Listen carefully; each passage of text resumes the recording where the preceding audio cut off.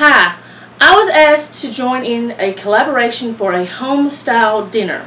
Two Family Homestead started this collaboration, and tonight I will be showing you what my family views as a Homestyle Dinner. One thing that I feel like is it doesn't matter what you're eating as long as you're eating as a family together. It is still a Homestyle dinner. Whether you're eating frozen food or you're cooking food from scratch, or if you're cooking food that you have grown yourself. It can be any type of food. Vegetarian, meat-based, it can be anything.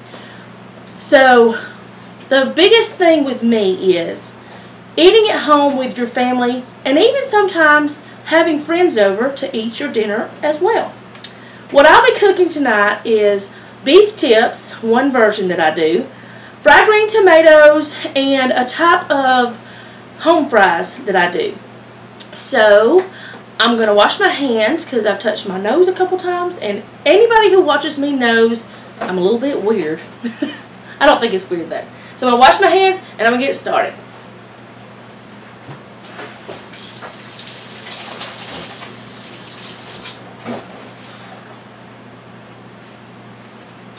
The way I do this is I try to get everything started about the same time. The things that take longer to cook, I kind of start them first. But when I'm cooking something, two different dishes that needs the same ingredients, as in I'm needing onions in two of my things tonight, I'm going to go ahead and cut them all up at once. So I'm going to get started on the potatoes first because potatoes take longer than anything else to cook.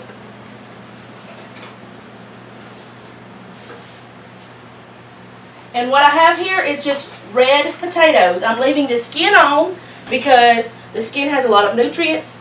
It's really thin and there's nothing really there that's going to cause you not to be able to eat them.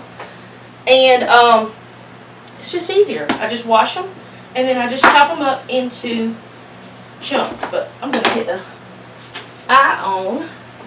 And I'm going to go ahead and put a little olive oil in this pan. And I'm going to need some for my beef tips, so I'm going to go ahead and put my olive oil in that pan as well. And back here on the back, I've got some oil heating up for my fried green tomatoes. And I'm also going to add butter to both of these pans, a little more for the potatoes than for the beef tips, but it just gives it a little extra flavor. And that is real butter, not margarine. You can use margarine. I prefer not to. So I'm going to get these cut up, and the way I'm going to do it is I'm going to cut them up into pieces. I just dropped one on the floor. They're about this size. That one will go to the compost. So I'm going to cut them up into those size pieces, and I'm going to let my pan get hot, and I'm going to just stick them back in my colander. I probably shouldn't have put my tomatoes back. I'm just going to stick my tomatoes back here. I'll stick one there. Give myself some space. I don't normally have everything out at one time either. I usually just grab what I need and go with it. But for tonight, for time's sake, I'm just going to go ahead and I went ahead and got everything out.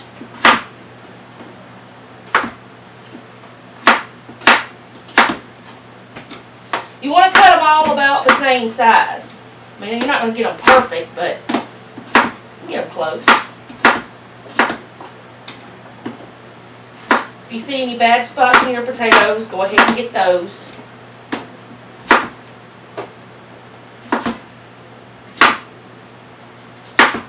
And that was a crazy way to cut that one, but I did it anyway.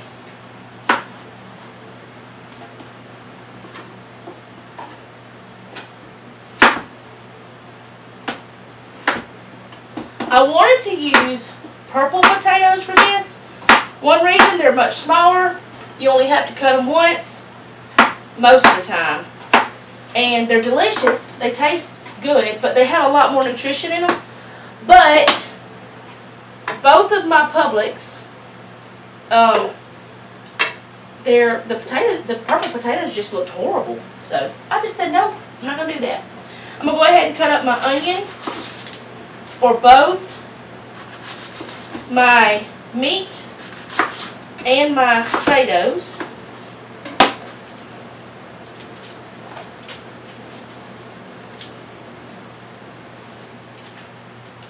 If I can get it to come apart like I want it to.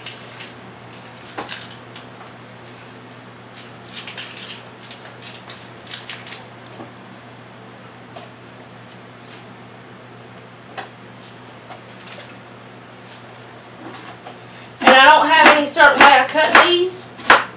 I just cut it in half and then I just slice it down. I don't do anything else. That's all I do with it. And because we love onions, we're going to use 2 of them. Everything, just about, is better with onions. Not everything, but just about everything is better with onion, to me. Now my son, he likes to just eat them raw. Just eat them raw. I have, with both of these dishes, I have used green onions with the other onions. I've used purple onions. I've used Vidalia onions. I used just about any onion I can think of. If I can buy it, or if it can be grown around here, I've done it. I've never grown onions myself, but I've gone to farmers markets and they have them.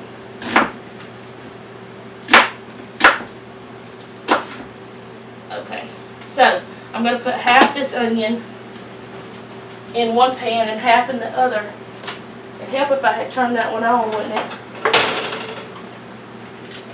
But that's okay. The meat's going to take a little bit longer anyway. But it's going to take a little bit less time, so I don't have to have it started exactly right now. I just didn't get it on.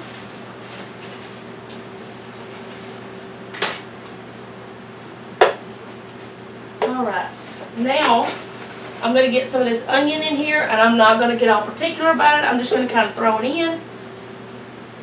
I'm not going to pull them all apart. Now if they fall apart a little bit as I run them through my hand, that's fine. But I'm not going to try to sit there and pull it all apart. You can, but there's no point in it. And I'm putting about half into here. And the other half will go in the meat. And this is some strong onions because I'm about to cry.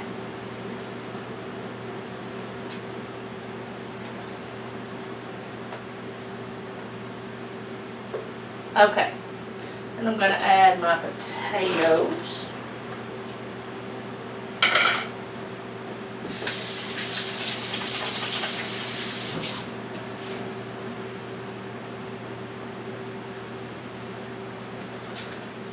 And all I'm going to season the potatoes with is salt and pepper. This is pink Himalayan sea salt, and I have ground it up already because with my little grinder.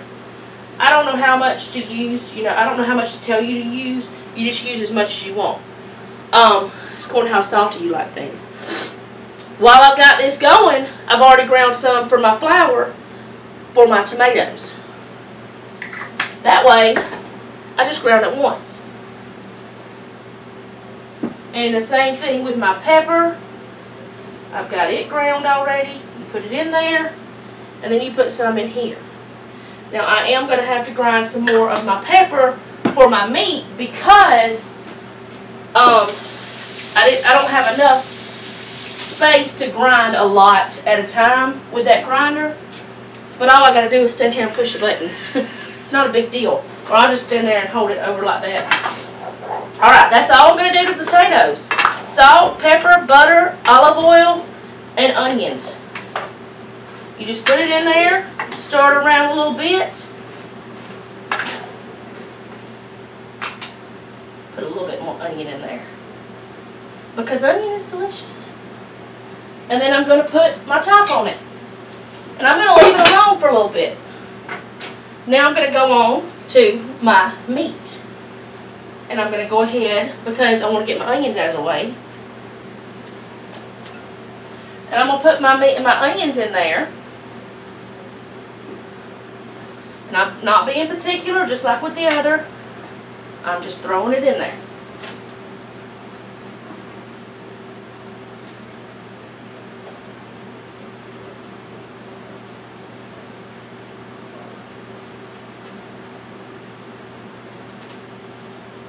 Now, with the meat, I'm also going to be adding garlic. And my garlic looks a little bit funny because I had it in the freezer, because I buy it in bulk and then I freeze part of it. It tastes just as good whenever you're cooking with it, but I wouldn't want to eat it raw, which I don't eat garlic raw anyway. It just looks a little bit translucent right now. So I'm going to just do like a little rough cut. It's not going to be a major, you know, worried about getting it all minced up or worried about that stuff. Just going to cut it up roughly.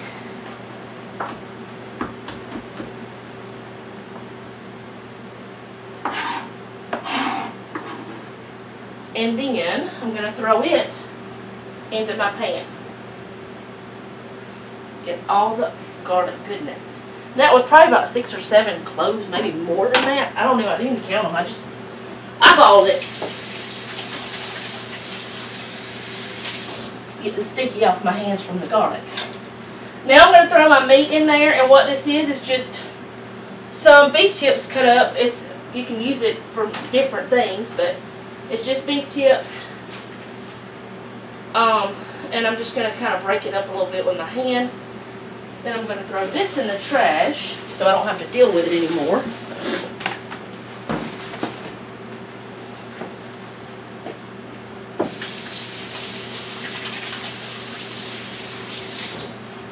And now I'm going to season it. Like I said, I'm going to have some more black pepper. So while I'm putting I put Lowry seasoning salt. I don't know if you can see it from this far, but Lowry seasoning salt. I'm going to put some of that in.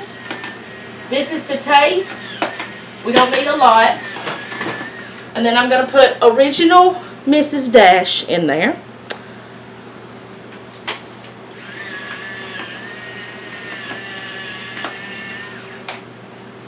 Pretty much put anything you want in here, but this is just what we do. And now I'm going to put the pepper in. Need more pepper, which the Mrs. Dash has some pepper, but we like pepper around here. There are different variations that we have done with this. We've used like Dell's or Moore's meat marinade, or here, hold on, I'll show you what it is we use if I can find it real quick. Right now we have Moore's. Nope, actually we don't even have Moore's. It's Food Club brand. But it's the same stuff. It tastes the same. But it's just like a seasoning that we've used. You can put steak sauce in it as kind of like do a marinade with steak sauce or whatever like that. All I do is I stir it around a little bit, let it start cooking down. I do not cover it. I don't do anything else other than stir it around and watch it for just a bit while that everything's cooking. Now I'm going to get to my tomatoes. These are green tomatoes. One of them has a little bit of red on it because I bought them yesterday and it got a little bit red, but we don't care.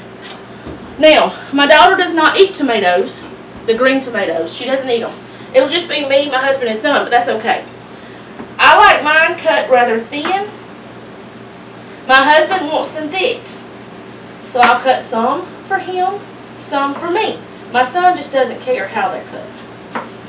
And I'll go back and get that little spot out of there in a minute. I'll use a small knife to do that. And this one is a little bit red, but we've cooked them like this before, where they had a little red in them. They taste just as good to us. We're fine with it. But fried green tomatoes, there's something that a lot of times in the South, that's where that they're mostly cooked, where that you mostly find them, but they're delicious. Alright, I'm going to put this knife over here because I'm done with it.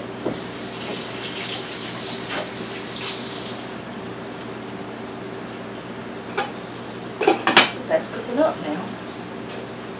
Alright, I'm going to get my little knife. And I'm just going to cut around this. Cut a little square. to get that little part out. You could actually don't have to get it out, but we just do. Then we have a donut tomato. Alright, I didn't cut it all the way through. And just take it out just like that. And it's gone. It's a donut tomato.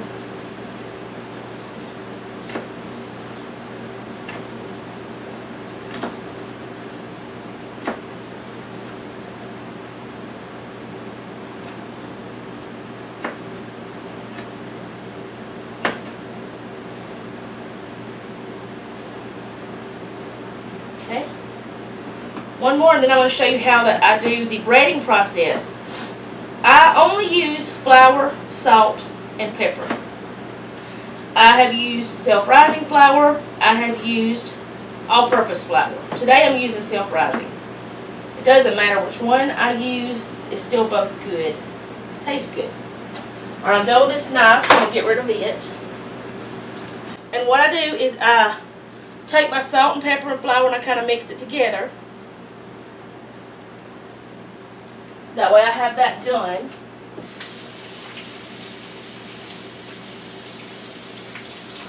Now I didn't put a lot of salt onto this.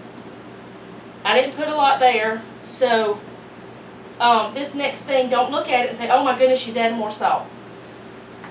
I am going to be adding more salt. Salt will bring out some of the juices in this, but I'm not putting a ton of salt. This time I'm going to be using my Himalayan salt that's already ground though, because I buy it both ways. And I'm just going to sprinkle a little bit on both sides of my tomatoes.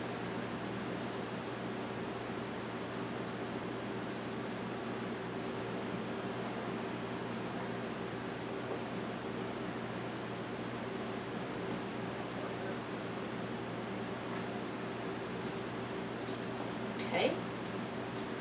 Now the ends, whenever you flip them, the salt's not going to stick that great, but I still put it on there.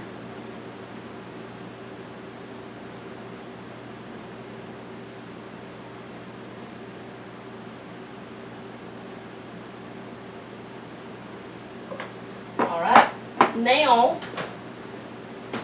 I'm going to put a little bit of black pepper, and yes, this is another pepper grinder. We actually bought it for my husband for work, taking his lunchbox, but he doesn't use it very much, so he just put it over here in the kitchen. It's a handy little tool.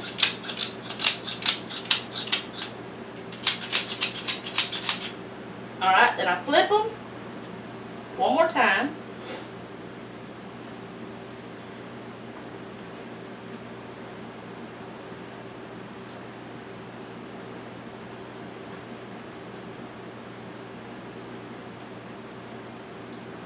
And I do the other side. I should have already started the other side while I was doing it. But.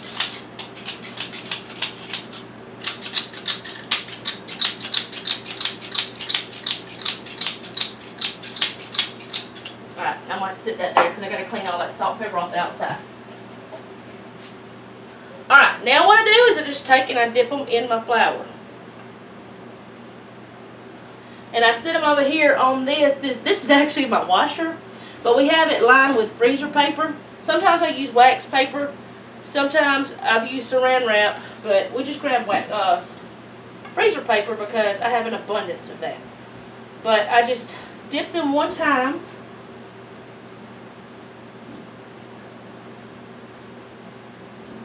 You can also put these into a zip top or paper bag with your flour. That actually would have been a lot faster. But you couldn't have actually seen what I was doing, so I didn't do that.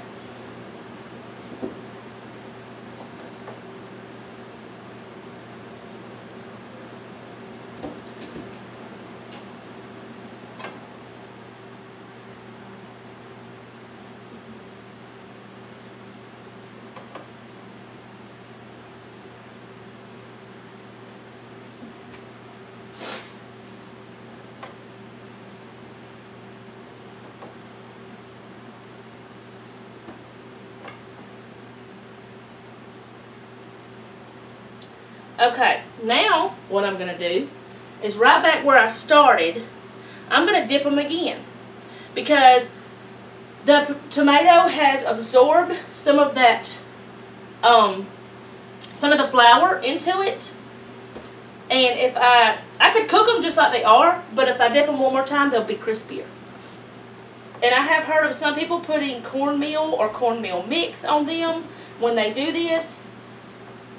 I don't. I just use flour. But you could use whatever you want. You could probably use other types of flours, but I've never used any other kinds. But I just dip them one more time, and I just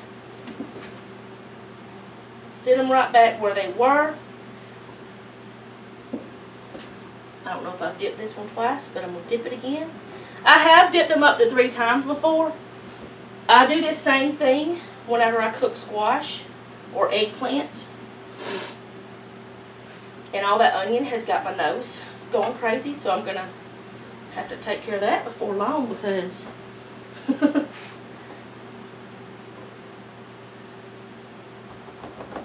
alright.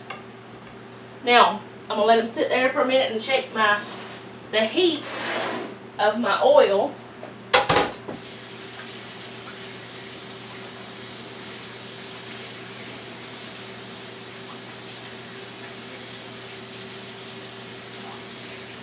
One way you can check the heat of your oil is with a wooden spoon. I don't have one to do that with.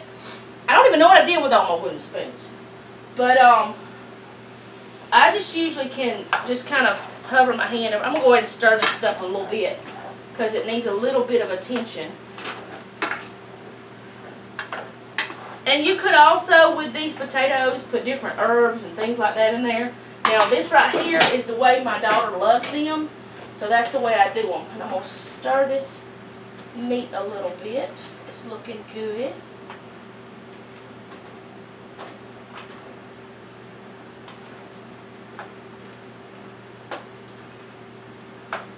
I think it's just about where it needs to be for me to start frying some. But what I do to test it is I will take one, usually a small one, and I will kind of put it in there and let's see what it does. It's starting to bubble.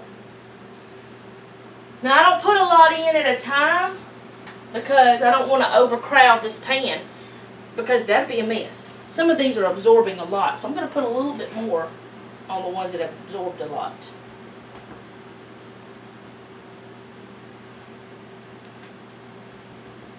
So what I'm going to do now is just put these in the pan, let them fry up like you would anything else, and keep watching my other food.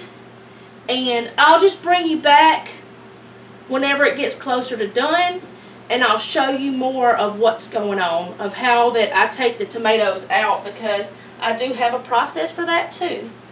But I'm just going to go for now, and I'll bring you back in just a little bit. Okay, now I'm going to take up some of my tomatoes. I've already taken up one batch. And what I do is I have, my stove has 2 ovens. And the small side, we put a pan in there and we put a wire rack on top that you would usually cool cookies and stuff like that with. And what I do is I just take my tomatoes and I put them onto that wire rack. That way they can drain and they can stay crispy at the same time, and they won't just be all soggy with grease. But I do have my oven on warm to keep everything warm and everything like that. I have been stirring my potatoes and the beef.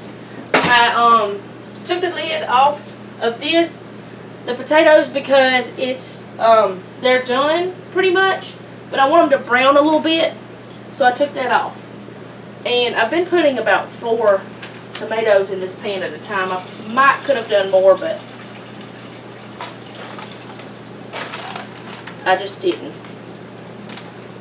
I think I'm going to try to go ahead and put all the rest in there because I have 6 left.